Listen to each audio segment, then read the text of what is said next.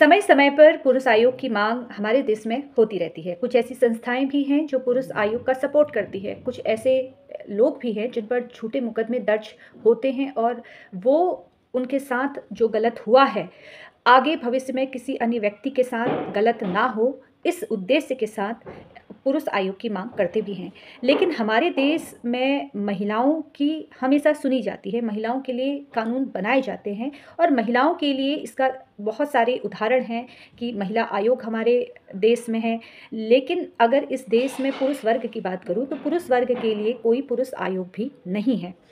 और समय-समय पर जनहित याचिका कोर्ट में दायर भी की जाती है। कुछ लोग ऐसे हैं जो चाहते हैं कि इस देश में पुरुष आयोग हो और जनहित याचिका दायर की जाती है, लेकिन उस जनहित याचिका पर विचार भी नहीं किया जाता है और उसे खारिज कर दिया जाता है।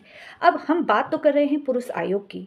कुछ ऐसी संस्थाएँ हैं जिसे मैं सोशल मीडिया में ही देखती हूँ जो समर्थन करती है ऐसे पुरुष की जिस पर अत्याचार हो रहा है, जिन्हें झूठे केसों में फँसाया जा रहा है और वो संस्थाएँ आगे आकर काम भी करती हैं, अनशन भी कर रही हैं। अभी कुछ अक्टूबर में ही एक मेरे ख़्याल से एक पुरुष आयोग बनने की माँग भी की गई थी। जिन व्यक्तियों पर झूठे आरोप लगाए जाते हैं, जो झूठे केस कोर्ट में फ़ाइट कर रहे हैं, वो चाहते हैं कि इस देश में किसी अन्य व्यक्ति के साथ ऐसा ना हो और इसी उद्देश्य के साथ वो आगे बढ़ भी रहे हैं।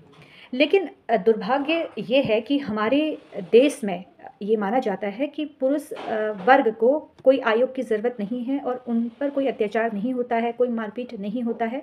अगर बात करूँ महिलाओं की तो महिलाओं पर ही अत्याचार होता है।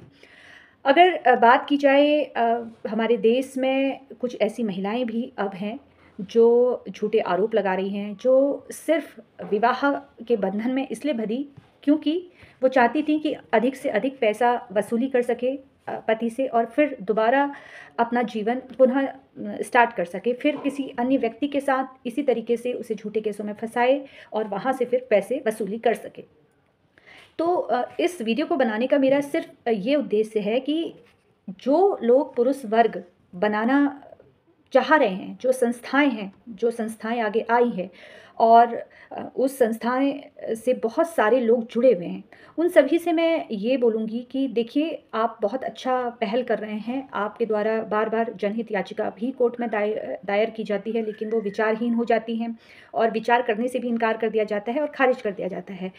आप लोगों को एक सलाह मैं ये देना चाहूँगी कि देखिए, महिलाएँ जब एक साथ खड़ी होती हैं, महिलाओं के पक्ष पर जब कानून बनने की बात आती है, तो उस वक़्त पूरा समाज इकट्ठा हो